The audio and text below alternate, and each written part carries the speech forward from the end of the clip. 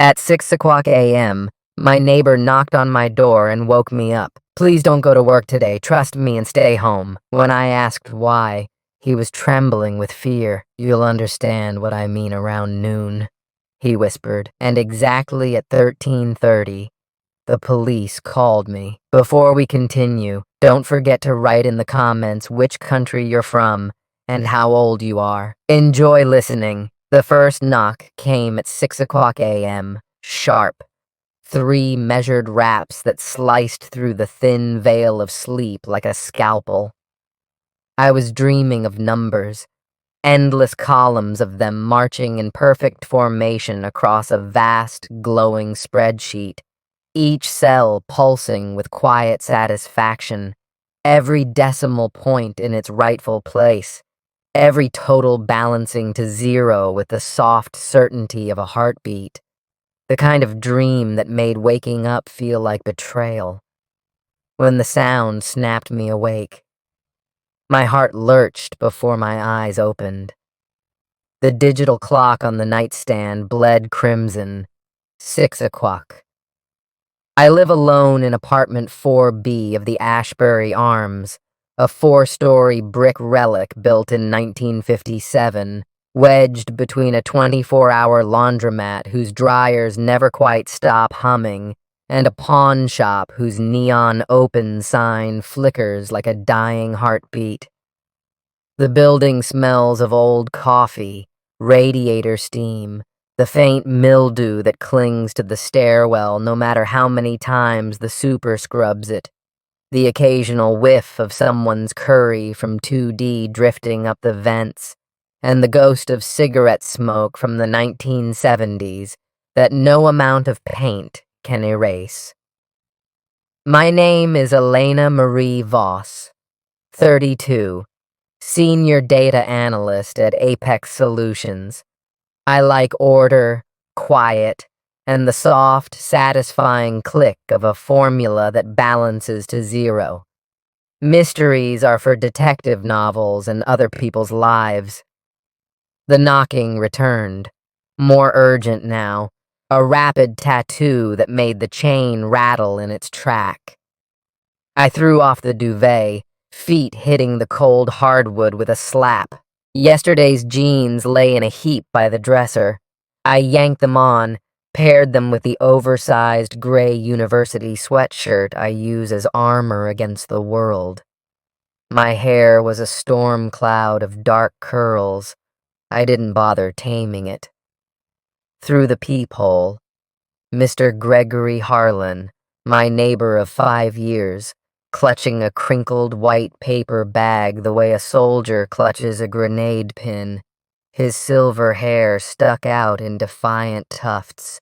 His eyes were wide, bloodshot, the color of storm water after a hard rain. I unlatched the chain and opened the door 6 cautious inches. "Mr. Harlan, it's 6 in the morning."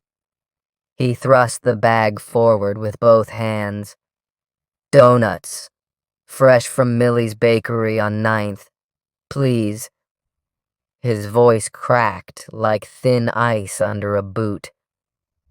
"Don't go to work today. Trust me. Stay home." The hallway smelled of burnt coffee from 4C, the ghost of someone's microwave popcorn, the faint metallic tang of the building's old radiator, and something else, fear, sharp and unmistakable. I blinked at him. "I have a 9 o'clock presentation, the quarterly projections for the Meridian account. You'll understand around noon," he whispered, glancing left, right, up at the flickering fluorescent tube as though it might sprout ears. "Just lock the door, draw the curtains, eat the donuts." Then he was gone, slippers slapping down the corridor like retreating applause, the sound swallowed by the stairwell door. I stood holding the warm bag. Grease bled through the bottom in a perfect circle the size of a silver dollar, branding my palm. My pulse thudded louder than it had any right to.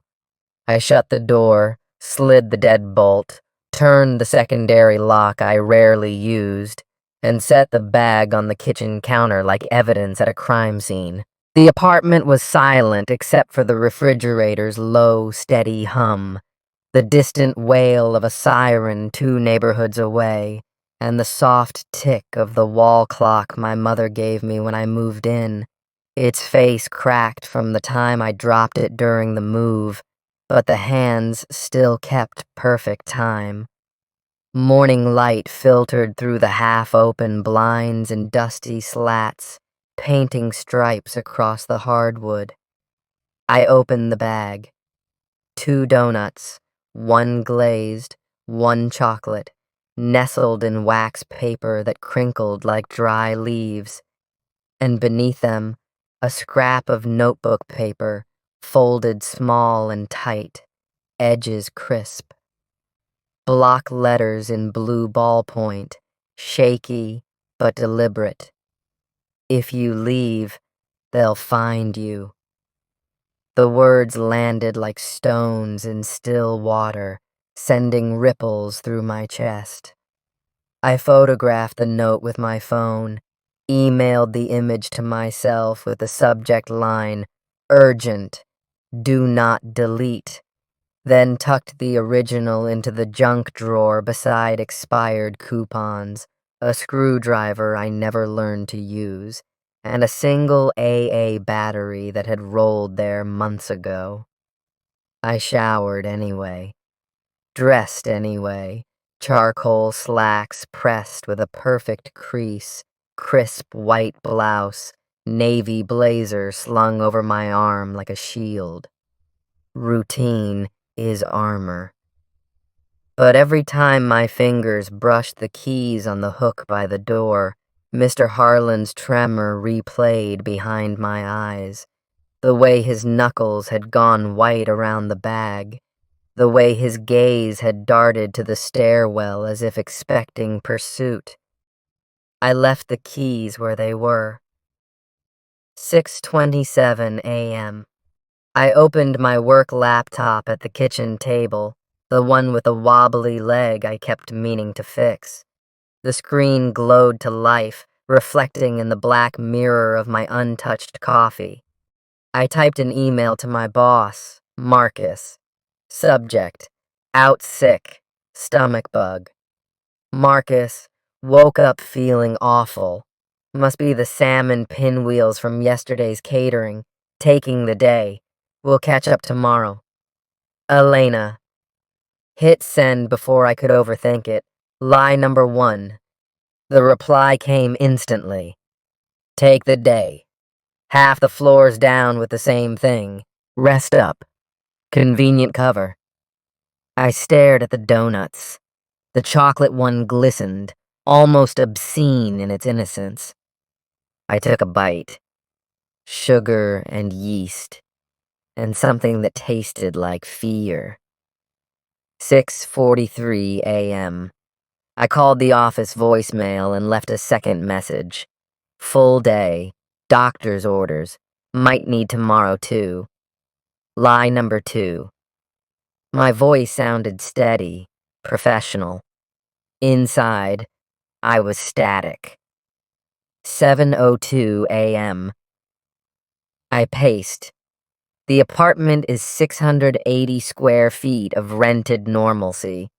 Bookshelves alphabetized by author, Atwood beside Austen, succulents in color-coded ceramic pots, jade in green, Haworthia in blue, a single-framed photo of my parents on the mantel, taken at my college graduation before the divorce carved them into separate continents. Today, the walls pressed in like the sides of a closing spreadsheet, every inch accounted for and suddenly suffocating. I brewed coffee I didn't drink. Outside, the city began its weekday symphony. Delivery trucks coughing to life, crosswalks beeping in impatient rhythm, a dog barking 3 floors below in 1A. everything pretending nothing was wrong. 7:19 a.m. I opened the balcony slider for air. October wind slipped in, cool and metallic, carrying the scent of wet asphalt, distant diesel, and the faint brine of the harbor 3 miles away. From the 4th floor, I could see the pawn shop's neon open sign flickering, the laundromat's windows fogged with drier heat, the white delivery truck idling at the curb with no markings, hazard lights blinking in slow, hypnotic rhythm. The driver wore sunglasses despite the overcast sky, one hand drumming the steering wheel to music I couldn't hear.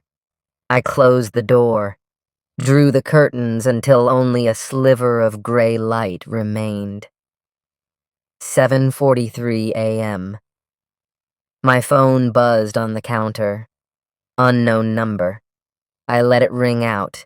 6 rings, 7, voicemail. 30 seconds of silence, then a soft click. I saved it anyway, labeled it Unknown 743. 8:02 a.m. Another knock, soft, almost apologetic, 3 gentle taps. I peered through the peephole. Mr. Harlan again, this time holding a stainless steel thermos like a peace offering, steam curling from the spout. I unlatched the chain. "Come in." He stepped inside, but stayed near the door, eyes darting to the windows, the balcony, the deadbolt. "Soup," he said, unscrewing the lid with trembling fingers. Steam curled up, carrying salt, carrot, and something herbal I couldn't name. "In case you get hungry." "Mr. Harlan, talk to me. Who's they?" He leaned close enough that I smelled wintergreen gum, the faint mildew of old paper, and the sharp edge of fear. I audited freight manifests for Harbor Line Logistics. 20 years. Thought it was boring numbers, weights, dimensions, customs codes. His laugh was a dry leaf crunching underfoot. "Turns out some crates don't like being counted." Before I could press, he pressed the thermos into my hands and backed away. "Lock up after me, and eat the soup. It's good for you." The door clicked shut. I locked it, slid the chain, then unscrewed the lid again. Chicken noodle, thick with wide noodles, shredded carrot, and flecks of parsley. And at the bottom, something solid. I fished it out with a spoon.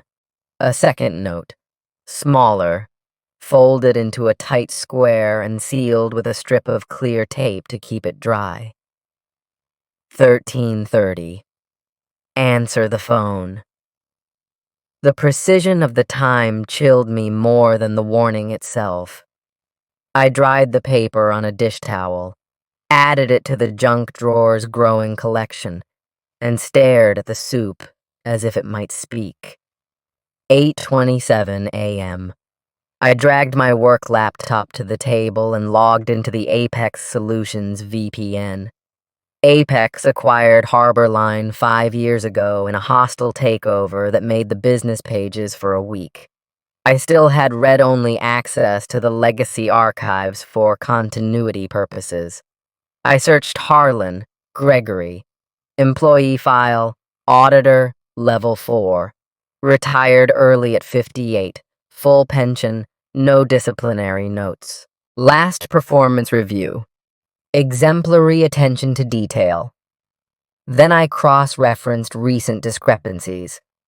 Last quarter, 3 40-foot containers vanished from the system between Pier 19 and the inland warehouse in Secaucus.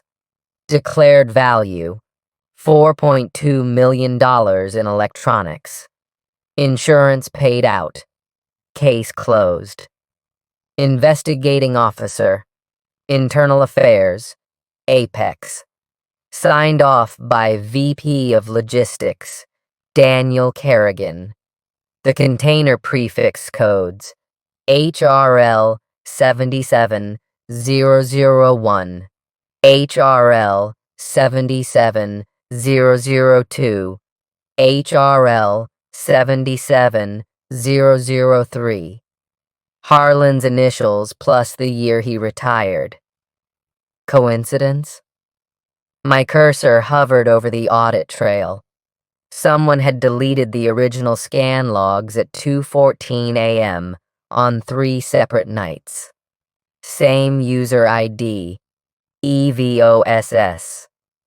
My user ID. My breath stopped. I hadn't touched those files. Someone had used my credentials, or spoofed them. I ran a trace.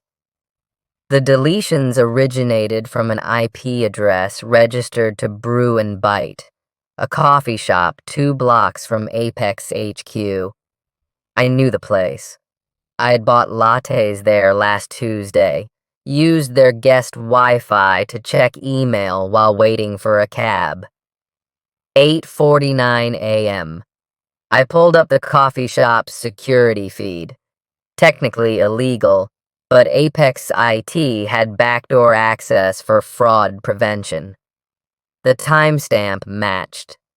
A figure in a black hoodie, face obscured by a baseball cap, sat at the corner table with a laptop.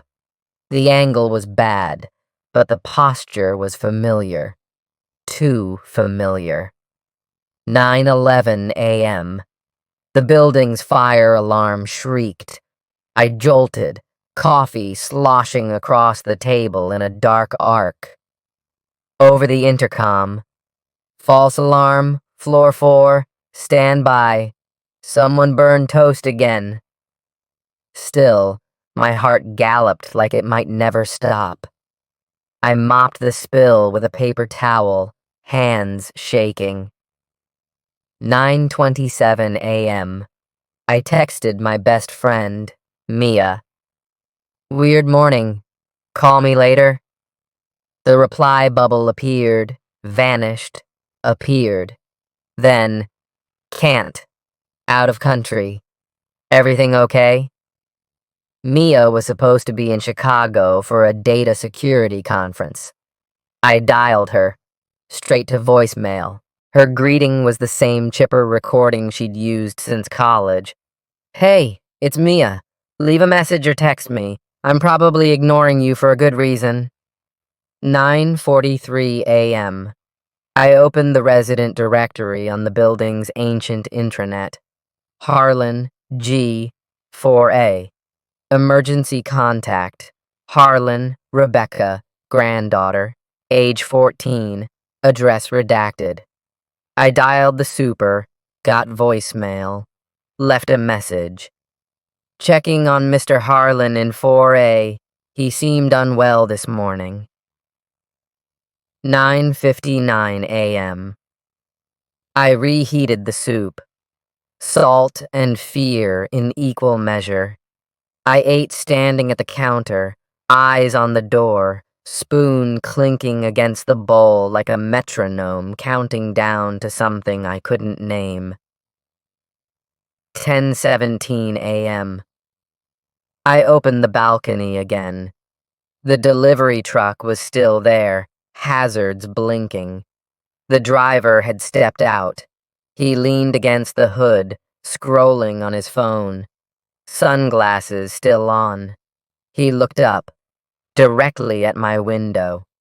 I ducked back inside, heart hammering. 10:33 a.m. My cell rang. Blocked number. I stared until it stopped. No voicemail. 10:49 a.m. I pulled up the Apex employee directory. Daniel Kerrigan, VP Logistics. Photo, mid-40s, slick hair, smile like a shark. I'd met him once at a holiday party. He'd called me the numbers girl and asked if I wanted to crunch something more exciting. I'd laughed it off. Now the memory tasted sour. 11:03 a.m. Noon came and went. No explosion, no SWAT team, no men in black helicopters. Just the slow drip of the kitchen faucet and the muffled murmur of Mr. Harlan's television through the wall. Some daytime game show, applause canned and bright. A contestant screaming about a new car. 11:27 a.m. I opened my laptop again and dug deeper. The HRL 77 containers weren't carrying electronics. The weight discrepancies were off by tons, literally. A 40-foot container of laptops should weigh 12,000 pounds max. These were logged at 28,000. I cross-referenced shipping manifests with Port Authority weigh station data. The containers had been rerouted through a private rail spur outside the city, then vanished. 11:49 a.m. I pulled up satellite imagery of the rail spur, an abandoned stretch near the old chemical plant. The latest image, time-stamped 3 nights ago, showed tire tracks and a heat signature consistent with a generator. Someone was using it. 12:03 p.m. I texted Mia again. Call me. It's important. No reply. 12:17 p.m. I stood at the sink, rinsing the soup bowl, when I noticed the reflection in the window, a shadow moving in the hallway. I froze. The peephole showed nothing, just the empty corridor, flickering light. 12:31 p.m. I sat on the couch, knees pulled to my chest, staring at the junk drawer. The notes felt heavier than paper. I took them out, laid them side by side on the coffee table. If you leave, they'll find you. 13:30. Answer the phone. I traced the shaky letters with my finger. Mr. Harlan had written them knowing he might not live to see noon. 12:47 p.m. The landline rang. I'd forgotten we even had one. An ancient beige relic bolted to the kitchen wall, left over from the previous tenant who'd been a retired telephone operator. The sound was shrill, almost accusatory, a sound from another era. I picked up on the third ring. Ms. Voss? Male voice, calm, official, with a faint Jersey accent. Detective Raphael Serrano, Port Authority Police. We need to speak with you about Gregory Harlan. My mouth went dry. He's my neighbor. 4A. A pause long enough to drown in. When did you last see him? This morning. Twice.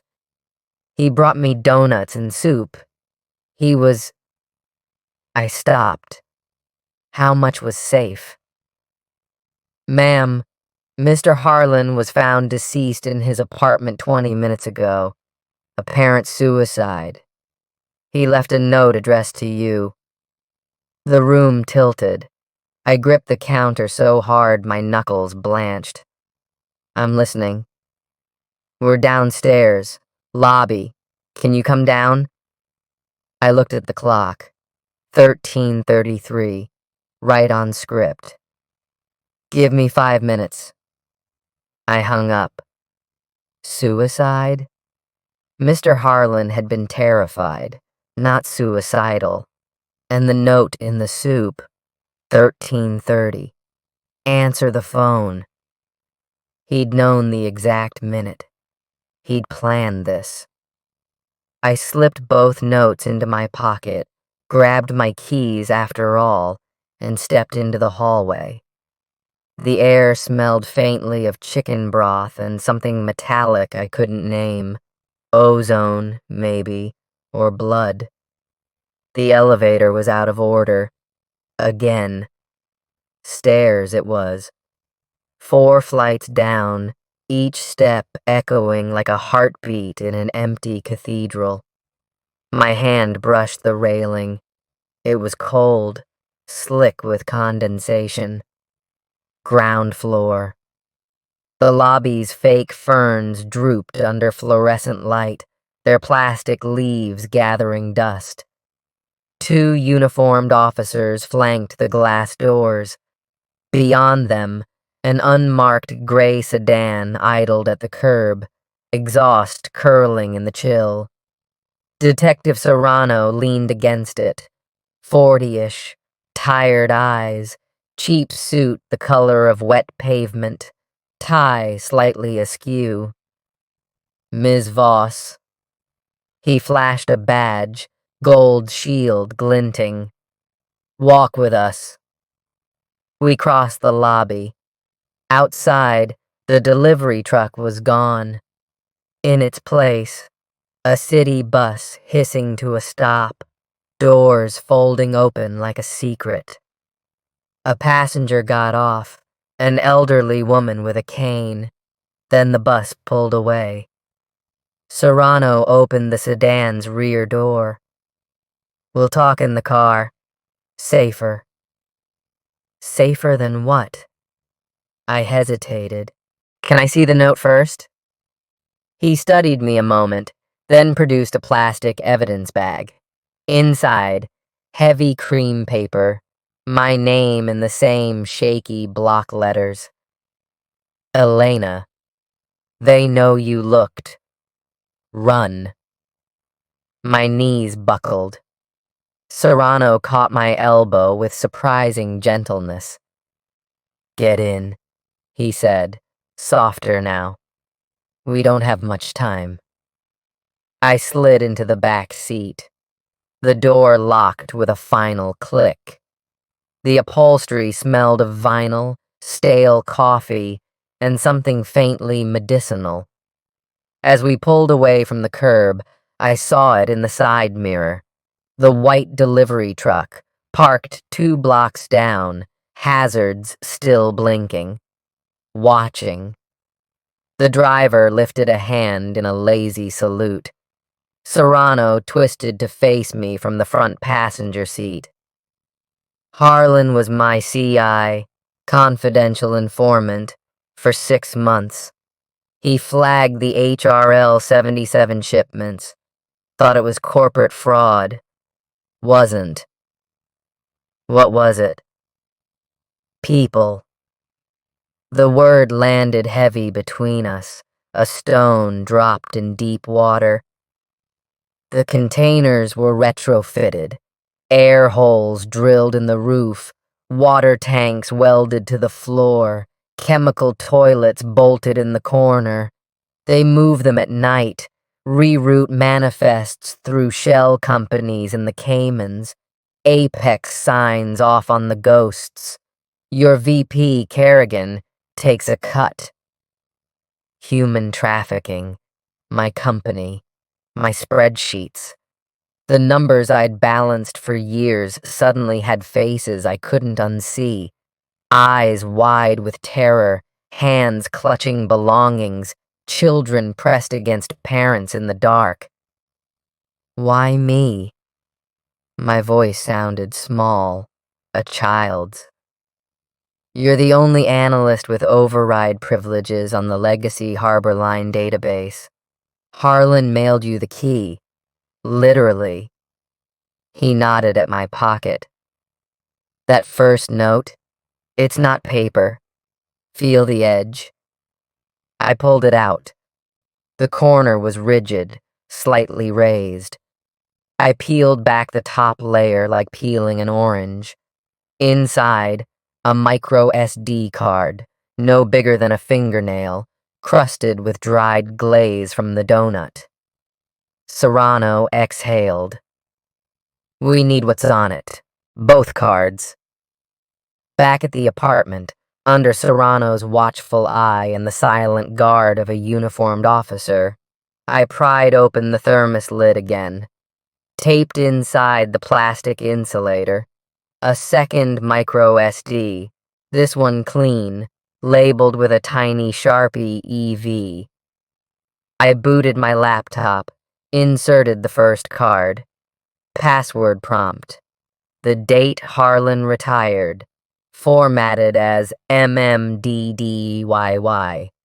060177. Files unfolded like a grim pop-up book. Manifests with double entries, one for customs, one for the real cargo.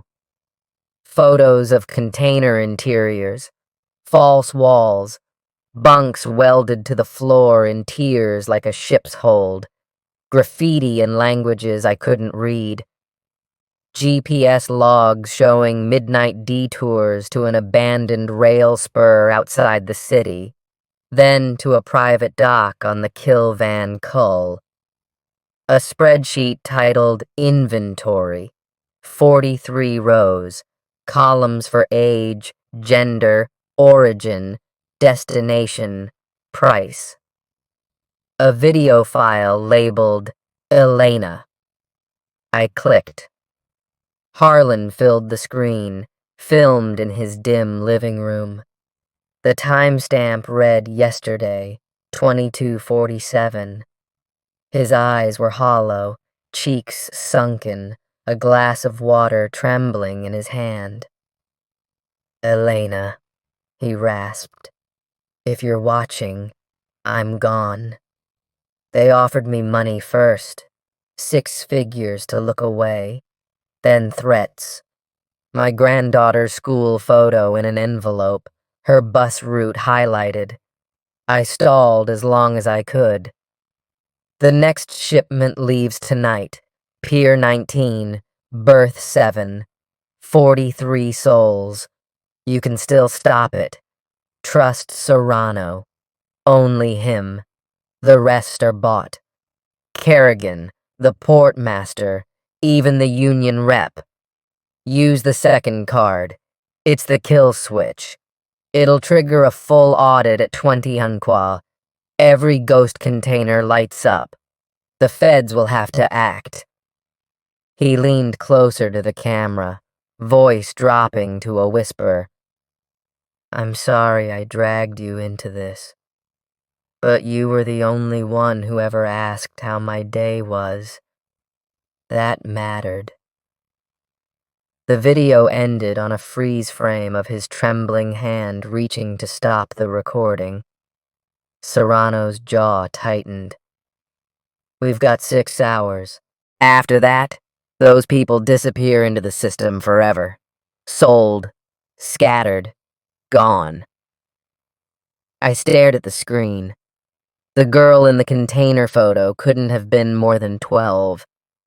She clutched a teddy bear missing an eye, its fur matted with something dark that might have been blood. What do you need from me? Get us into Apex without tripping alarms. You know the back doors. Then we extract the people before the ship sails. I thought of my quiet apartment, my succulents, my color-coded planners. Then of Mr. Harlan's trembling hands passing me soup like a baton in a relay I never signed up for. Let's go, I said. 1:42 p.m. Serrano's team assembled in an empty parking garage 3 blocks from Apex HQ. 3 plainclothes officers, Ramirez, Kim, and a wiry guy named Patel, who looked barely old enough to drive, 1 tech van, and me in a borrowed windbreaker with a fake visitor badge clipped wrong side out. Serrano laid out the plan on the hood of the van using a laminated map of the port. Patel jams the exterior cameras for 90-second loops, starting at 17 Hunqua. I badge us through the service entrance using my still active key card. Sub-basement server room. My biometric thumbprint still in the system. Download the mirrored manifests to Patel's encrypted drive, then upload the kill switch file from the second SD card. It would trigger a silent audit flag to freeze all outgoing shipments at 20 Huntwalk system-wide. Extract to Pier 19, where SWAT staging at the rail yard would move in once we confirmed container numbers. Once the flag hits, Serrano said, every discrepancy lights up like Times Square. Feds move in, but we have to be gone before then. Kerrigan's got private security, ex-military, no questions asked. I nodded, throat dry. And the people on Pier 19? 43 lives. If we're late, they're on a freighter to Rotterdam by midnight. From there, anywhere. 2:17 p.m. We parked 2 blocks from Apex. The building loomed. 20 stories of glass and steel, reflective windows catching the late sun like 1,000 judgmental eyes. I hadn't been back since the catering debacle. My stomach growled traitorously at the memory of salmon pinwheels now suspect. Security desk. New guard. Name tag Kevin. Barely 20. Acne scars and a bored expression. Didn't know me from Eve. I flashed my ID, mumbled about a forgotten laptop for the presentation, and a doctor's note for the stomach bug. He waved us through with the boredom of a man who'd seen every excuse. Service corridor smelled of floor wax, burnt popcorn, and the faint ozone of copier toner. My keycard beeped green at the stairwell. Down 2 flights, the air grew colder, humming with server fans like a hive of mechanical bees. Server room door. Biometric lock. I pressed my thumb. A pause, then green light. Inside, rows of black towers blinked like patient insects, LEDs pulsing in slow, hypnotic rhythm. I logged in at the admin console. Fingers flew. Legacy database, HRL 77 folder, mirror to Patel's encrypted drive. Then the kill switch. I inserted the second SD card, uploaded the file. A progress bar crawled.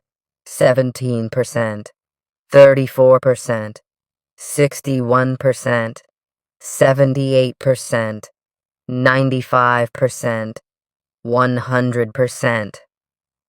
Patel whistled low. That'll burn your career to ash. Careers regrow. People don't. 3:51 p.m. Upload complete. I scheduled the audit flag for 20 Huntwa, system-wide, unskippable. Every ghost container would scream in red across every screen from here to headquarters in Singapore. We were halfway to the exit when the lights strobed red. Over the intercom. Code black. All personnel to designated stations. This is not a drill. Serrano swore in Spanish. They're moving early. We bolted upstairs. The lobby churned with confused employees streaming toward the exits, some clutching laptops, others abandoning briefcases. Through the glass front doors I saw it. A single 40-foot container truck in the loading bay, ramp down, doors sealing, no markings, just a stencil on the side. HRL 77004. Serrano's team fanned out. I ran straight for the truck, heart in my throat. The driver, a man in a black hoodie and ski mask, saw me coming, gunned the engine. Diesel roared. I leapt onto the runner, yanked the passenger door. Locked. Through the window, eyes wide with animal panic, a bead of sweat sliding from under the mask. Serrano tackled him from the driver's side. The truck lurched, stalled. Backup swarmed. 4 officers, weapons drawn but low. Ramirez zip-tied the driver's wrists, while Kim covered the rear doors. I wrenched open the container. The smell hit first. Sweat, fear, human waste, the sour tang of too many bodies in too small a space. Then the sight. 43 people crammed onto narrow bunks, welded to the walls in tears, blinking in the sudden light. A woman shielded 2 small children with her body. An old man clutched a rosary made of knotted string. The girl from the photo, 12, maybe 13, clutched her one-eyed bear, its fur matted with something dark that might have been blood. I helped her down first. Her hand was bird-boned, trembling. She whispered something in a language that might have been Portuguese, might have been prayer. I answered in the only word that mattered. Safe. 4:58 p.m. Pier 19 crawled with federal agents. Floodlights turned the night surgical white. News choppers circled like vultures, their spotlights slicing through the fog rolling in off the water. The audit flag had detonated on schedule. Executives cuffed in the boardroom, phones confiscated, servers seized. Kerrigan was let out in handcuffs, shouting about lawyers and misunderstandings.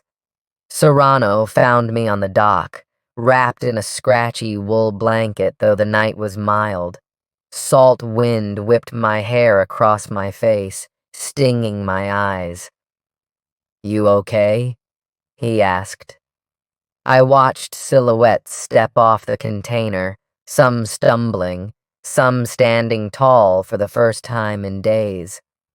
A paramedic wrapped a silver thermal blanket around the girl with the bear. She looked back at me, eyes ancient in a child's face, and nodded once. "Define okay," I said. He offered a tired smile. Harlan would have been proud. I pulled the sugar-crusted SD card from my pocket, turned it over in my fingers. He gave me a donut and changed my life. Some people bake courage into pastries. 5:42 p.m. Back at the Ashbury Arms, the hallway smelled faintly of chicken soup and ambulance antiseptic. Yellow crime scene tape crisscrossed Mr. Harlan's door. A uniformed officer stood guard, face young and solemn. I paused. "Can I—" He hesitated, then lifted the tape. Inside, the apartment was untouched chaos. Books strewn like fallen soldiers, drawers yanked open, a single coffee mug overturned on the carpet. On the coffee table, a single donut, chocolate, half-eaten. A note beside it in Harlan's shaky block letters. "Thanks for the company, Elena. Tell my granddaughter I tried. The bear's name is Mr. Whiskers." I slipped the note into my pocket with the others. On the wall, a framed photo of a teenage girl with Harlan's eyes smiled out at me. Rebecca, age 14, braces and all. 6:12 p.m. My own apartment felt both familiar and alien. The donut bag still sat on the counter, one chocolate uneaten. I took a bite. Sweet, simple, perfect. The junk drawer now held 3 notes, 2 SD cards, and a lifetime of questions. Tomorrow there would be debriefings, subpoenas, maybe witness protection. The FBI had already frozen my accounts for my safety. My succulents would need watering. My blazer still hung by the door, crease intact. Tonight, 43 heartbeats owed their tomorrows to a trembling old man and a woman who stayed home. I left the kitchen light on for Mr. Harlan, and for the first time in years, I didn't balance the books before bed. Some numbers, I decided, are better left uneven, especially the ones that count lives. 7:03 p.m. I sat on the couch, staring at the wall clock. The crack in its face caught the light, a jagged line across the number 6. I thought of Mr. Harlan's apartment next door, the books, the mug, the half-eaten donut. I thought of the girl with the bear, her small hand in mine. I thought of the spreadsheets I'd never look at the same way again. 7:27 p.m. My phone buzzed. A text from an unknown number. You did good, Elena. Rebecca will know. S. I stared at it until the screen went dark. 8:11 p.m. I watered the succulents. The jade plant drooped slightly. I'd forgotten it yesterday. I whispered an apology to the leaves. 8:49 p.m. I opened the balcony door one last time. The city hummed below, tires on wet pavement, a distant laugh, the laundromat's dryers still tumbling. The delivery truck was gone. The night felt lighter. 9:17 p.m. I made tea. Chamomile. The mug warmed my hands. I sat at the kitchen table, the junk drawer open beside me. The notes, the SD cards, the screwdriver, the battery. I lined them up like evidence. Then I closed the drawer. 9:59 p.m. I turned off the kitchen light. The apartment fell into shadow, but the city glow seeped through the curtains. I left the wall clock ticking. Some things, I decided, are meant to keep time even when everything else stops. 10:33 p.m. I lay in bed, eyes open. The ceiling fan spun lazy circles. I thought of Mr. Harlan's slippers slapping down the hall. I thought of the girl's whisper. I thought of the numbers. 43, now free. 11:11 p.m. I whispered into the dark. Good night, Mr. Harlan. The clock ticked on. 11:59 p.m. The day ended as it began, with silence. But this silence was different. It was the silence of a story finished, a life changed, a promise kept. I closed my eyes. For the first time in hours, my heart beat steady. 12:17 a.m. I dreamed again.